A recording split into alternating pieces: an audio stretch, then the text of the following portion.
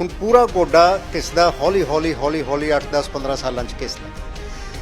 ਪਹਿਲਾਂ ਸ਼ੁਰੂ ਹੁੰਦਾ 10-20-30% ਘਿਸਦਾ ਤਾਂ ਮਰੀਜ਼ ਨੂੰ ਪਤਾ ਹੀ ਨਹੀਂ ਲੱਗਦਾ ਕਿ ਮੇਰਾ ਗੋਡੇ 'ਚ ਕੋਈ ਪ੍ਰੋਬਲਮ ਹੈ। ਜੋੜਾਂ ਨੂੰ ਬਦਲਣ ਨੂੰ ਲੈ ਕੇ ਕਦੇ ਕਦਾਈ 50,000 ਚ ਕੀਮਤ ਹੁੰਦੀ ਹੈ, ਉਹ ਕੀਮਤ ਕਈ ਵਾਰੀ 5 ਲੱਖ ਵੀ ਪਹੁੰਚ ਜਾਂਦੀ ਆ। ਐਡਾ ਵੱਡਾ ਜਿਹੜਾ ਫੇਰ ਬਦਲ ਹੈ, ਮਤਭੇਦ ਹੈ, ਇਹ ਕੀ ਹੈ? ਸਰਕਾਰ ਨੇ ਉਹਦੇ ਰੇਟ ਫਿਕਸ ਕਰਤੇ ਆ ਗੋਡੇ ਦੇ, ਤੇ ਉਹ ਇੱਕ ਫਿਕਸਡ ਕੰਪੋਨੈਂਟ ਆਪਾਂ ਜਿੱਥੇ ਮਰਜ਼ੀ ਆਪਰੇਸ਼ਨ ਕਰਾ ਲਈਏ ਹਿੰਦੁਸਤਾਨ 'ਚ ਉਹਦੀ ਉਨੀ ਕਾਸਟ ਰਹਿਣੀ।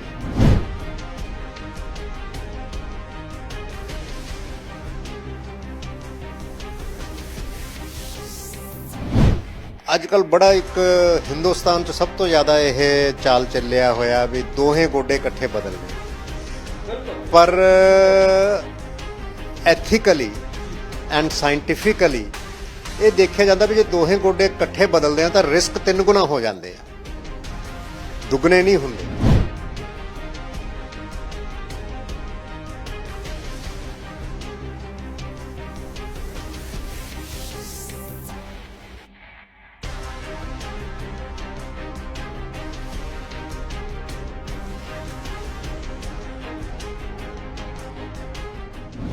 ਰੋਜ਼ਾਨਾ ਸਪੋਕਸਮੈਨ ਟੀਵੀ ਦੇਖ ਰਹੇ ਸਾਰੇ ਦਰਸ਼ਕਾਂ ਦਾ ਸਵਾਗਤ ਹੈ। ਦੋਸਤੋ, ਪੰਜਾਬ ਦੀ ਜਦੋਂ ਗੱਲ ਕਰਦੇ ਆ ਤਾਂ ਪੰਜਾਬ ਇਸ ਵਕਤ ਇੱਕ ਬਹੁਤ ਵੱਖਰੀ ਕਿਸਮ ਦੀ ਬਿਮਾਰੀ ਨਾਲ ਜੂਝ ਰਿਹਾ ਹੈ, ਜਿਸ ਨੂੰ ਅਸੀਂ ਜੋੜਾਂ ਦੇ ਦਰਦ ਕਹਿ ਦਿੰਦੇ ਆ। ਜੋੜਾਂ ਦੇ ਦਰਦ ਜਾਂ ਤਾਂ ਇੱਕ ਉਮਰ ਦਰਾਜ਼ ਦੀ ਬਿਮਾਰੀ ਹੁੰਦੀ ਸੀ ਇੱਕ ਸਮਾਂ, ਲੇਕਿਨ ਅੱਜ ਕੱਲ ਜੇਕਰ ਗੱਲ ਕਰ ਲਈਏ ਤਾਂ ਨੌਜਵਾਨ ਵੀ ਇਸ ਤੋਂ ਪਰੇਸ਼ਾਨ ਨੇ। ਸਾਡੇ ਨਾਲ ਅਜਿਹੇ ਮੁੱਦਿਆਂ ਤੇ ਗੱਲਬਾਤ ਕਰਨ ਲਈ ਡਾਕਟਰ NK ਅਗਰਵਾਲ ਨੇ, ਜੋ ਬਹੁਤ ਵੱਡੇ ਜਿਹੜੇ ਕਿ ਸਿਹਤ ਸੰਸਥਾਵਾਂ ਨੇ ਉਹਨਾਂ ਵਿੱਚ ਆਪਣੀ ਸੇਵਾ ਨਿਭਾ ਚੁੱਕੇ ਨੇ, ਅੰਤਰਰਾਸ਼ਟਰੀ ਪੱਧਰ ਤੇ ਵੀ ਸੇਵਾ ਨਿਭਾ ਚੁੱਕੇ ਨੇ। ਇਸ ਵਕਤ ਸਾਡੇ ਨਾਲ ਮੌਜੂਦ ਨੇ। ਆਓ ਆਪਾਂ ਉਹਨਾਂ ਤੋਂ ਜਾਣਦੇ ਹਾਂ ਕਿ ਕੀ ਕਾਰਨ ਨੇ ਤੇ ਜਿਹੜਾ ਲੋਕਾਂ ਨਾਲ ਠੱਗੀ ਹੋ ਰਹੀ ਡਾਕਟਰਾਂ ਵੱਲੋਂ, ਉਹਦੇ ਬਾਰੇ ਇਹਨਾਂ ਦਾ ਕੀ ਵਿਚਾਰ ਹੈ। ਡਾਕਟਰ ਸਾਹਿਬ, ਬਹੁਤ ਬਹੁਤ ਧੰਨਵਾਦ ਪਹਿਲਾਂ ਤਾਂ ਸਾਡੇ ਨਾਲ ਜੁੜਨ ਦਾ। ਸਵਾਲ ਪਹਿਲਾਂ ਮੇਰਾ ਇਹੀ ਬਣਦਾ ਹੈ ਕਿ ਜਿਹੜੀ ਇੱਕ ਉਮਰ ਦਰਾਜ਼ ਦੀ ਹੁੰਦੀ ਸੀ ਜਿਹੜੀ ਬਿਮਾਰੀ ਹੈ ਜੋੜਾਂ ਦੀ, ਜਿਹਨੂੰ ਅਸੀਂ ਕਹਿ ਦਿੰਦੇ ਆ, ਇੱਕ ਉਮਰ ਹੁੰਦਾ ਸੀ ਵੀ 50-60 ਸਾਲ ਤੋਂ ਬਾਅਦ ਸ਼ੁਰੂ ਹੁੰਦੀ ਸੀ, ਲੇਕਿਨ ਅੱਜ ਕੱਲ੍ਹ ਨੌਜਵਾਨਾਂ ਨੂੰ ਵੀ ਹੈ 30 ਸਾਲ 32 ਸਾਲ ਦੀ ਉਮਰ ਦੇ ਵਿੱਚ। ਇਹ ਵੱਡਾ ਕਾਰਨ ਕੀ ਹੈ ਇਹਦਾ? ਦੇਖੋ ਸਰ, ਕਈ ਕਾਰਨ ਹੁੰਦੇ ਆ ਹੱਡੀਆਂ ਤੇ ਜੋੜਾਂ ਦੇ ਦਰਦ ਦੇ। ਨਾਰਮਲੀ ਤਾਂ ਜਦੋਂ ਜੋੜ ਘਿਸ ਜਾਂਦੇ ਆ ਜਾਂ ਹੱਡੀਆਂ ਕਮਜ਼ੋਰ ਹੋ ਗਈਆਂ ਤਾਂ ਜਿਵੇਂ ਤੁਸੀਂ ਕਿਹਾ ਵੀ 올ਡ ਏਜ ਦੇ ਵਿੱਚ ਕਾਮਨਲੀ ਹੁੰਦੀ ਸੀ ਇਹ ਬਿਮਾਰੀ। ਅੱਜ ਕੱਲ੍ਹ ਥੋੜ੍ਹਾ ਜਿਹਾ ਯੰਗਰ ਏਜ 'ਚ ਵੀ ਹੁੰਦੀ ਆ। ਉਹਦੇ ਕਾਰਨ ਜੋੜ ਦਾ ਘਿਸਣਾ ਜਾਂ ਹੱਡੀਆਂ ਦੀ ਕਮਜ਼ੋਰੀ ਨਹੀਂ ਹੁੰਦੀ। ਇੱਕ ਤਾਂ ਕੋਈ ਬਿਮਾਰੀ ਹੋਵੇ, ਇਨਫਲੇਮੇਟਰੀ ਡਿਜ਼ੀਜ਼, ਰੂਮੇਟਾਇਡ ਗਠੀਏ ਦੀ ਬਿਮਾਰੀ ਹੋਵੇ ਜਾਂ ਕੋਈ ਇਨਫੈਕਸ਼ਨ ਹੋ ਜੇ, ਉਹ ਕਾਰਨ ਹੁੰਦਾ ਸੀ। ਦੂਸਰਾ, ਅੱਜ ਕੱਲ੍ਹ ਜਿਹੜਾ ਅਸੀਂ ਆਪਣੀ ਪ੍ਰੈਕਟਿਸ 'ਚ ਦੇਖ ਰਹੇ ਹਾਂ ਕਿ ਐਕਟੀਵਿਟੀ ਲੈਵਲ ਯੰਗ ਪਰਸਨਸ ਦਾ ਤੇ ਇੰਜਰੀ ਲੈਵਲ ਦੋਨੋਂ ਚੀਜ਼ਾਂ ਵੱਧ ਗਈਆਂ। ਕੁਝ ਸੱਟਾਂ ਕਰਕੇ ਹੋ ਜਾਂਦਾ, ਐਕਸੀਡੈਂਟ ਕਾਫੀ ਹੁੰਦੇ ਆ, ਉਹਦੇ ਕਰਕੇ ਹੱਡੀਆਂ ਜੋੜਾਂ ਦੇ ਪ੍ਰੋਬਲਮਸ ਆ ਜਾਂਦੀਆਂ।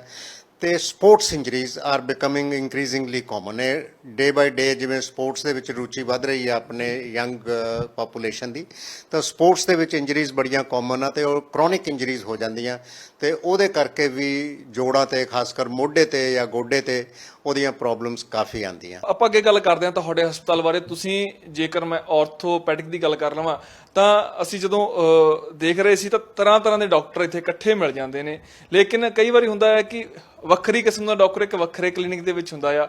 ਸੋ ਕਿਹੜੀਆਂ ਤਕਨੀਕਾਂ ਨਾਲ ਇਲਾਜ ਕਰਦੇ ਹੋ ਇੱਥੇ, ਤੇ ਕਿਹੜੇ ਡਾਕਟਰ ਤੁਹਾਡੇ ਨਾਲ ਜਿਹੜੇ ਇਹਦੇ ਸਟਾਫ ਦੇ ਵਿੱਚ ਮੌਜੂਦ ਨੇ?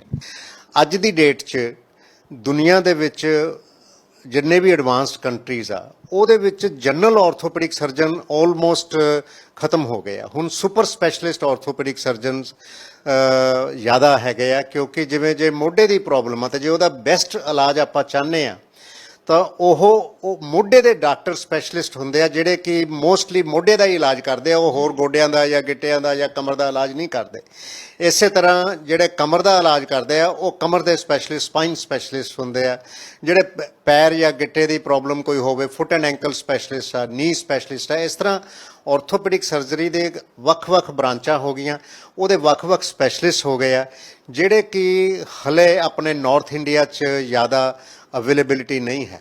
ਪਰ ਕਿਉਂਕਿ ਸ਼ੁਰੂ ਦੀ ਮੇਰੀ ਸਿੱਖਿਆ ਤਾਂ ਹਿੰਦੁਸਤਾਨ 'ਚ ਹੋਈ, ਉਸ ਤੋਂ ਬਾਅਦ ਮੇਰੀ specialisation, super specialisation, further training ਦੁਨੀਆ ਦੇ ਵਿੱਚ ਯੂਰਪ, ਅਮਰੀਕਾ ਤੇ ਇੰਗਲੈਂਡ 'ਚ ਕਾਫੀ ਹੋਈ, ਵੱਡੇ ਹਸਪਤਾਲਾਂ 'ਚ ਹੋਈ। ਮੈਂ ਉੱਥੇ ਕਾਫੀ ਸਾਲ ਰਿਹਾ ਤੇ ਉੱਥੇ ਸਾਰਾ ਕਰਕੇ ਮੈਂ ਵਾਪਸ ਆਇਆ ਜਦੋਂ ਹਿੰਦੁਸਤਾਨ 'ਚ, ਤਾਂ ਮੈਂ ਦੇਖਿਆ ਕਿ ਇੱਥੇ ਇਹ ਸੁਪਰ ਸਪੈਸ਼ਲਿਸਟ ਸਰਵਿਸਿਜ਼ ਅਵੇਲੇਬਲ ਨਹੀਂ ਹੈ।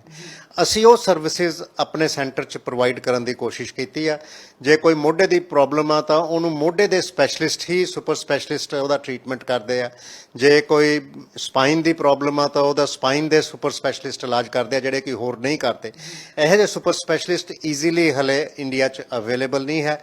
ਸਾਡੀ ਕੋਸ਼ਿਸ਼ ਇਹ ਹੈ ਵੀ ਇਹ ਸਾਰੇ ਸਪੈਸ਼ਲਿਸਟ ਇੱਕੋ ਹੀ ਸੈਂਟਰ ਤੇ ਹਰ ਮਰੀਜ਼ ਨੂੰ ਬੈਸਟ ਪੋਸੀਬਲ ਕੇਅਰ, ਜੋ ਉਸ ਮਰੀਜ਼ ਦੀ ਇਲਾਜ ਇੰਗਲੈਂਡ ਜਾਂ ਅਮਰੀਕਾ ਜਾਂ advanced centres of the world ਦੇ ਵਿੱਚ ਹੋ ਸਕਦਾ, ਉਹ ਅਸੀਂ ਇੱਥੇ ਪ੍ਰੋਵਾਈਡ ਕਰਦੇ ਹਾਂ। ਇਹ ਸਾਡੀ ਕੋਸ਼ਿਸ਼ ਆ ਵੀ ਅਸੀਂ ਇੱਕ latest techniques and best specialist ਨਾਲ ਬੈਸਟ ਟ੍ਰੀਟਮੈਂਟ ਪੇਸ਼ੈਂਟ ਨੂੰ ਪ੍ਰੋਵਾਈਡ ਕਰੀਏ। ਡਾਕਟਰ ਸਿਰਫ ਆਪਰੇਸ਼ਨ ਤੋਂ ਬਿਨਾਂ ਗੱਲ ਹੀ ਨਹੀਂ ਕਰਦੇ। ਜਦੋਂ ਵੀ ਕੋਈ ਉਹਦੇ ਕੋਲ ਮਰੀਜ਼ ਜਾਂਦਾ ਹੈ, ਖਾਸ ਕਰਕੇ ਗੋਡਿਆਂ ਦਾ, ਤਾਂ ਉਹ ਸਿਰਫ ਕਹਿੰਦੇ ਨੇ ਆਪਰੇਸ਼ਨ ਹੋਏਗਾ। ਕਿ ਜੇ ਆਪਾਂ ਗੋਡਿਆਂ ਦੀ ਗੱਲ ਹੀ ਕਰੀਏ, ਕਿ ਗੋਡਿਆਂ ਦਾ ਹੱਲ ਸਿਰਫ ਆਪਰੇਸ਼ਨ ਹੀ ਹੁੰਦਾ ਆ? ਮੈਂ ਇਹੀ ਕਹਿਣਾ ਚਾਹਾਂਗਾ ਕਿ ਗੋਡਾ ਦਾ ਉਦੋਂ ਗੋਡੇ ਦਾ ਆਪਰੇਸ਼ਨ, ਜਿਹਨੂੰ ਆਪਾਂ ਨੀ ਰਿਪਲੇਸਮੈਂਟ ਪ੍ਰਾਇਮਰੀਲੀ ਕਹਿੰਦੇ ਆ, ਵੀ ਗੋਡਾ ਉਦੋਂ ਬਦਲਣਾ ਚਾਹੀਦਾ ਜਦੋਂ ਗੋਡਾ ਪੂਰਾ ਘਿਸ ਜੇ। ਹੁਣ ਪੂਰਾ ਗੋਡਾ ਘਿਸਦਾ ਹੌਲੀ ਹੌਲੀ ਹੌਲੀ ਹੌਲੀ 8 10 15 ਸਾਲਾਂ 'ਚ ਘਿਸਦਾ। ਪਹਿਲਾਂ ਸ਼ੁਰੂ ਹੁੰਦਾ 10 20 30% ਘਿਸਦਾ ਤਾਂ ਮਰੀਜ਼ ਨੂੰ ਪਤਾ ਹੀ ਨਹੀਂ ਲੱਗਦਾ ਕਿ ਮੇਰਾ ਗੋਡੇ 'ਚ ਕੋਈ ਪ੍ਰੋਬਲਮ ਆ।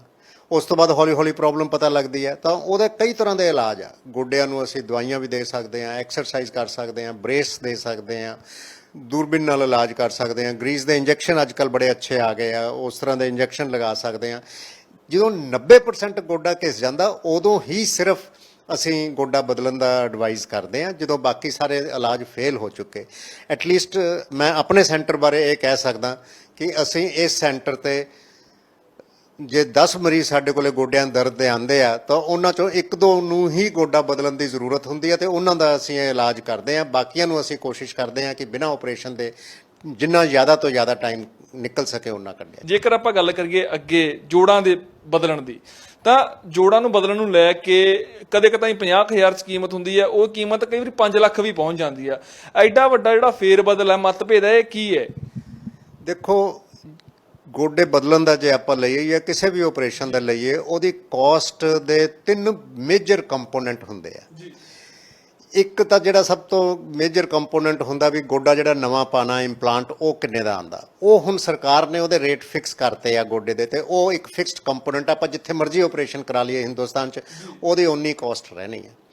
ਦੂਸਰੇ ਇੱਕ ਖਰਚਾ ਹੁੰਦਾ ਹਸਪਤਾਲ ਦਾ ਖਰਚਾ, ਕਿ ਰੂਮ ਦਾ ਖਰਚਾ ਕਿੰਨਾ, ਪ੍ਰਾਈਵੇਟ ਰੂਮ ਦਾ ਖਰਚਾ ਕਿੰਨਾ, ਵਾਰਡ ਦਾ ਖਰਚਾ, ਉਹ ਹਸਪਤਾਲ ਤੋਂ ਹਸਪਤਾਲ ਵੇਰੀ ਕਰਦਾ। ਨਰਸਿੰਗ ਚਾਰजेस ਕਿੰਨੇ ਆ, ਡਾਕਟਰ ਫੀਸ ਕਿੰਨੀ ਆ, ਉਹਦੀ ਕੋਈ ਸਟੈਂਡਰਡਾਈਜੇਸ਼ਨ ਨਹੀਂ ਹੈ। ਸਾਡੇ ਹਸਪਤਾਲ 'ਚ ਦੀ type of facility, type of service that we provide, minimum possible ਅਸੀਂ ਹਸਪੀਟਲ ਦੇ ਖਰਚੇ ਸਾਡੇ ਕਾਫੀ ਘੱਟ ਹੈਗੇ ਆ। ਤੀਸਰਾ ਖਰਚਾ ਹੁੰਦਾ ਦਵਾਈਆਂ ਦਾ। ਹੁਣ ਦਵਾਈਆਂ ਦੇ ਖਰਚੇ 'ਚ ਵੀ ਬੜੀ ਵੇਰੀਏਸ਼ਨ ਆ। ਦੇਸੀ ਦਵਾਈਆਂ ਲਗਾਉਣੀਆਂ, ਜੈਨਰਿਕ ਦਵਾਈਆਂ ਲਗਾਉਣੀਆਂ ਤਾਂ ਸਸਤੀਆਂ ਲੱਗ ਜਾਣਗੀਆਂ। ਜੇ ਤੁਸੀਂ ਬ੍ਰਾਂਡਡ ਅੱਛੀ ਦਵਾਈਆਂ, ਹੁਣ ਇੱਕੋ ਹੀ ਐਂਟੀਬਾਇਓਟਿਕ ਆ, ਉਹ ਗਲੈਕਸੋ ਦਾ ਵੀ ਆਂਦਾ ਤੇ ਉਹ ਕਿਸੇ ਨੇਬਰਹੁੱਡ ਬਣੀ ਕੰਪਨੀ ਦਾ ਵੀ ਆਂਦਾ, ਤੇ ਕਾਸਟ 'ਚ ਬੜਾ ਫਰਕ ਆ। ਤੇ ਉਸ ਤਰ੍ਹਾਂ ਦਾ ਜਿੰਨੀ ਜਿਹੋ ਜਿਹੀ ਕੁਆਲਿਟੀ ਪੇਸ਼ੈਂਟ ਚਾਹੁੰਦਾ ਉਹੋ ਜਿਹਾ ਕਾਸਟ ਹੋ ਜਾਂਦਾ। ਕਈ ਐਕਸਟਰਾ ਫੈਸਿਲਿਟੀਜ਼ ਹੁੰਦੀਆਂ, ਜਿਵੇਂ ਰੋਬੋਟਿਕ ਨੀ ਸਰਜਰੀ ਆ। ਹੁਣ ਜੇ ਕੋਈ ਚਾਹੇਗਾ ਕਿ ਰੋਬੋਟਿਕ ਜਾਂ ਕੰਪਿਊਟਰਾਈਜ਼ਡ ਨੀ ਸਰਜਰੀ ਹੋਵੇ, ਉਹ ਨੈਚੁਰਲੀ ਉਹਦੀ ਕਾਸਟ ਵੱਧ ਜਾਂਦੀ ਹੈ। ਜੇ ਕੋਈ ਚਾਹੇਗਾ ਮੇਰੇ ਪੇਨਲੈਸ ਨੀ ਰਿਪਲੇਸਮੈਂਟ ਹੋਵੇ, ਜਿਹੜਾ ਕਿ ਅਸੀਂ ਕਰਦੇ ਹਾਂ ਮਰੀਜ਼ਾਂ ਲਈ, ਉਹਦੇ ਨਾਲ ਵੀ ਥੋੜੀ ਜਿਹੀ ਕਾਸਟ ਨੈਚੁਰਲੀ ਵੱਧ ਜਾਂਦੀ ਹੈ। ਜਿੰਨਾ ਜਿੰਨਾ ਗੁੜ ਪਾਈ ਜਾਵਾਂਗੇ ਉਹਨਾਂ ਮਿੱਠਾ ਹੋਈ ਜਾਊਗਾ। ਦੇਖਿਆ ਜਾਂਦਾ ਵੀ ਐਥਿਕ ਜਿਹੜੀ ਚੀਜ਼ ਹੈ ਜਾਂ ਐਥਿਕ ਸਰਜਰੀ ਦੀ ਆਪਾਂ ਗੱਲ ਕਰਦੇ ਹਾਂ, ਉਹਦੇ ਵਿੱਚ ਵੀ ਕਿਤੇ ਨਾ ਕਿਤੇ ਲੁਕਾ ਆ ਰਿਹਾ ਹੈ ਇਸ ਮਾਮਲਿਆਂ ਦੇ। ਡੇ ਬਾਈ ਡੇ ਟਰਾਂਸਪੇਰੈਂਸੀ ਵੱਧਦੀ ਜਾ ਰਹੀ ਹੈ। ਅਸੀਂ ਪਹਿਲੇ ਦਿਨ ਤੋਂ ਹੀ ਪੂਰੀ ਟਰਾਂਸਪੇਰੈਂਸੀ ਰੱਖੀ ਵੀ ਹੈ। ਪੇਸ਼ੈਂਟ ਦੇ ਸਾਹਮਣੇ ਹਰ ਚੀਜ਼ ਹੁੰਦੀ ਆ ਵੀ ਉਹਨੇ ਕੀ ਚੀਜ਼ ਲੈਣੀ ਆ, ਕੀ ਉਹਦੀ ਕਾਸਟ ਆ, ਕਿੰਨਾ ਉਹਨੂੰ ਉਹਦੇ ਵਿੱਚ ਕੋਈ ਲੋਕਾ ਛਿਪਾ ਨਹੀਂ ਹੈ। ਤੇ ਮਿਨੀਮਮ ਪੋਸੀਬਲ ਕਿਵੇਂ ਹੋ ਸਕਦਾ, ਉਹ ਸਾਡਾ ਐਫਰਟ ਰਹਿੰਦਾ ਕਿ ਮਿਨੀਮਮ ਕਾਸਟ ਤੇ ਬੈਸਟ ਪੋਸੀਬਲ ਟ੍ਰੀਟਮੈਂਟ ਪੇਸ਼ੈਂਟ ਦਾ ਹੋ ਸਕੇ। ਜਦੋਂ ਟ੍ਰਾਂਸਪਲਾਂਟ ਕੀਤਾ ਜਾਂਦਾ ਹੈ, ਕਿਸੇ ਵੀ ਆਪਾਂ ਅੰਗ ਦੀ ਗੱਲ ਕਰ ਲਈਏ, ਤਾਂ ਕੀ ਸਾਵਧਾਨੀਆਂ ਵਰਤਣੀਆਂ ਪੈਂਦੀਆਂ ਨੇ ਵੱਡੇ ਪੱਧਰ ਤੇ? ਅੱਜ ਕੱਲ੍ਹ ਬੜਾ ਇੱਕ ਹਿੰਦੁਸਤਾਨ 'ਚ ਸਭ ਤੋਂ ਜ਼ਿਆਦਾ ਇਹ ਚਾਲ ਚੱਲਿਆ ਹੋਇਆ ਵੀ ਦੋਹੇ ਗੋਡੇ ਇਕੱਠੇ ਬਦਲਨੇ ਆ। ਬਿਲਕੁਲ। ਪਰ ਐਥੀਕਲੀ ਐਂਡ ਸਾਇੰਟੀਫਿਕਲੀ ਇਹ ਦੇਖਿਆ ਜਾਂਦਾ ਵੀ ਜੇ ਦੋਹੇ ਗੋਡੇ ਇਕੱਠੇ ਬਦਲਦੇ ਆ ਤਾਂ ਰਿਸਕ 3 ਗੁਣਾ ਹੋ ਜਾਂਦੇ ਆ, ਦੁੱਗਣੇ ਨਹੀਂ ਹੁੰਦੇ। ਮੈਂ ਅਕਸਰ ਇਹ ਗੱਲ ਦੇਖੀ ਹੈ, ਡਾਕਟਰਾਂ ਤੋਂ ਸੁਣਦੇ ਆਏ ਆ ਵੀ ਉਹ ਕਹਿੰਦੇ ਦੂਜੇ ਗੋਡੇ ਦਾ ਵੀ ਨਾਲ ਬਦਲਿਆ ਜਾਊਗਾ। ਹਾਂ, ਸੋ ਪੇਸ਼ੈਂਟ ਨੂੰ ਕਈ ਵਾਰੀ ਪੇਸ਼ੈਂਟ ਵੀ ਆ ਕੇ ਸਾਨੂੰ ਕਹਿੰਦੇ ਆ ਵੀ ਸਾਡੇ ਦੋਹੇ ਇਕੱਠੇ ਬਦਲ ਦਿਓ, ਤਾਂ ਅਸੀਂ ਉਹਨਾਂ ਨੂੰ ਐਜੂਕੇਟ ਕਰਨ ਦੀ ਕੋਸ਼ਿਸ਼ ਕਰਦੇ ਹਾਂ ਵੀ ਇਹ ਕੋਈ ਐਮਰਜੈਂਸੀ ਜਾਂ ਲਾਈਫ ਸੇਵਿੰਗ ਸਰਜਰੀ ਨਹੀਂ ਹੈ। ਆਪਾਂ ਦੋ ਵੱਡੇ ਸਰੀਰ ਨੂੰ ਝਟਕੇ ਕਿਉਂ ਦਈਏ ਇੱਕੋ ਵਾਰੀ, ਇੱਕ ਇੱਕ ਵਾਰ ਕਰਕੇ ਦੇ ਲਾਂਗੇ, ਪਹਿਲਾਂ ਇੱਕ ਕਰ ਦਈਏ ਫਿਰ ਉਹਨੂੰ ਰਿਕਵਰ ਕਰ ਲਈਏ। ਤਾਂ ਸਾਡੀ ਕੋਸ਼ਿਸ਼ ਇਹੀ ਹੁੰਦੀ ਹੈ ਕਿ ਮਰੀਜ਼ ਨੂੰ ਅਸੀਂ ਸਹੀ ਸਲਾਹ ਦਈਏ, ਸੇਫਟੀ ਸਭ ਤੋਂ ਪਹਿਲਾਂ ਰੱਖ ਕੇ ਉਹ ਕੰਮ ਕਰੀਏ। ਗੋਡੇ ਬਦਲਣਾ ਕੋਈ ਲਾਈਫ ਸੇਵਿੰਗ ਆਪਰੇਸ਼ਨ ਨਹੀਂ ਹੈ, ਕੋਈ ਇਹ ਨਹੀਂ ਹੈ ਵੀ ਅੱਜ ਅਸੀਂ ਗੋਡੇ ਨਹੀਂ ਬਦਲਾਂਗੇ ਤਾਂ ਮਰੀਜ਼ ਦੀ ਡੈਥ ਹੋ ਜਾਏਗੀ। ਇੱਕ ਇੱਕ ਕਰਕੇ ਬਦਲਾਂਗੇ ਤਾਂ ਬੜਾ ਸੌਖਾ ਸਹਾਰਾ ਜਿਹਾ ਹੋ ਜਾਂਦਾ ਤੇ ਮਰੀਜ਼ ਦੇ ਰਿਜ਼ਲਟ ਬੜੇ ਅੱਛੇ ਆਉਂਦੇ ਆ। ਕਿੰਨੀ ਕੁ ਉਮਰ ਤੱਕ ਤੁਸੀਂ ਜਿਹੜੀ ਕਿ ਸਲਾਹ ਦਿੰਦੇ ਹੋ ਕੋਈ ਕਿਸੇ ਵੀ ਚੀਜ਼ ਨੂੰ ਟ੍ਰਾਂਸਪਲਾਂਟ ਕਰਾਉਣ ਦੀ? ਦੇਖੋ, ਉਮਰ ਤੋਂ ਜ਼ਿਆਦਾ ਸੇਫਟੀ ਐਂਡ ਰਿਸਕ ਫੈਕਟਰ ਦਾ ਰੋਲ ਹੈਗਾ। ਕਈ ਵਾਰੀ ਮੰਨ ਲਓ ਮਰੀਜ਼ ਬੜਾ ਓਵਰਵੇਟ ਆ, ਡਾਇਬਟੀਜ਼ ਆ, ਉਹਨੂੰ ਹਾਰਟ ਪ੍ਰੋਬਲਮ ਵੀ ਆ, ਤਾਂ ਉਹ ਹੋ ਸਕਦਾ 60-65 ਸਾਲ ਦੀ ਉਮਰ 'ਚ ਵੀ ਸਰਜਰੀ ਵਾਸਤੇ ਫਿੱਟ ਨਾ ਹੋਵੇ।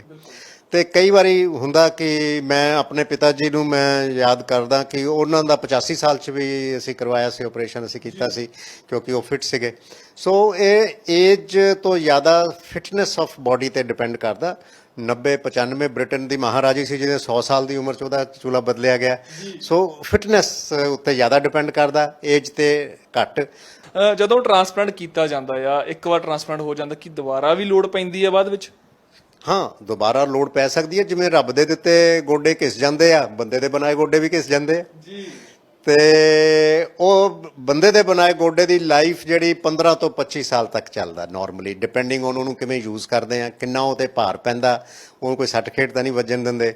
ਤਾਂ ਇਸ ਹਿਸਾਬ ਨਾਲ ਉਸ ਤੋਂ ਬਾਅਦ ਫਿਰ ਦੁਬਾਰਾ ਯੂਜ਼ ਕਰਨਾ ਪੈ ਸਕਦਾ, ਦੁਬਾਰਾ ਬਦਲਣਾ ਪੈ ਸਕਦਾ। ਅੰਤਰਰਾਸ਼ਟਰੀ ਪੱਧਰ ਤੇ ਤੁਹਾਡੇ ਕੋਲ ਮਾਹਰਤਾ ਹਾਸਲ ਹੈ, ਤੁਸੀਂ ਕੀਤੀ ਹੋਈ ਹੈ। ਫਿਰ ਬਾਕੀ ਹਸਪਤਾਲਾਂ ਨਾਲੋਂ ਕਿਹੜੀ ਜਿਹੜੀ ਕਿ ਵੱਖਰੀ ਤਕਨੀਕ ਤੁਹਾਡੇ ਕੋਲ ਹੈਗੀ ਹੈ? ਦੇਖੋ, ਸਭ ਤੋਂ ਵੱਡੀ ਟੈਕਨੀਕ ਤਾਂ ਬੇਸਿਕਲੀ ਸਰਜੀਕਲ ਐਕਸਪਰਟਿਜ਼ ਆ ਜੀ। ਮੈਨੂੰ ਯਾਦ ਆ ਇੱਕ ਵਾਰੀ ਮੈਂ ਆਸਟ੍ਰੇਲੀਆ ਇੱਕ ਕਾਨਫਰੰਸ 'ਚ ਬੈਠਾ ਸੀਗਾ ਜੀ। ਉੱਥੇ ਘੱਟ ਤੋਂ ਘੱਟ 5000 ਡਾਕਟਰ ਦੁਨੀਆ ਦੇ ਸਭ ਜਗ੍ਹਾ ਤੋਂ ਆਏ ਹੋਏ ਬੈਠੇ ਸੀ। ਤਾਂ ਜਿਹੜਾ ਉਸ 'ਤੇ ਲੈਕਚਰ ਦੇ ਰਿਹਾ ਸੀਗਾ ਮੇਨ, ਉਹ ਬੰਦੇ ਨੇ ਪੁੱਛਿਆ ਵੀ ਜੇ ਤੁਸੀਂ ਆਪਦਾ ਗੋਡਾ ਬਦਲਵਾਣਾ ਤਾਂ ਤੁਸੀਂ ਸਭ ਤੋਂ ਮਹਿੰਗਾ ਗੋਡਾ ਚੁਣੋਗੇ ਜਾਂ ਸਭ ਤੋਂ ਵਧੀਆ ਡਾਕਟਰ ਚੁਣੋਗੇ?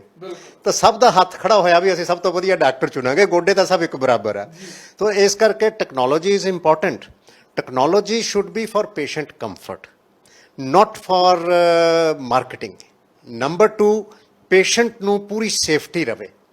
ਪੇਸ਼ੈਂਟ ਨੂੰ ਆਪਰੇਸ਼ਨ ਐ ਹੋ ਜਾਏ ਵੀ ਪਤਾ ਹੀ ਨਾ ਲੱਗੇ ਕਿ ਮੇਰਾ ਆਪਰੇਸ਼ਨ ਹੋ ਗਿਆ ਜੀ।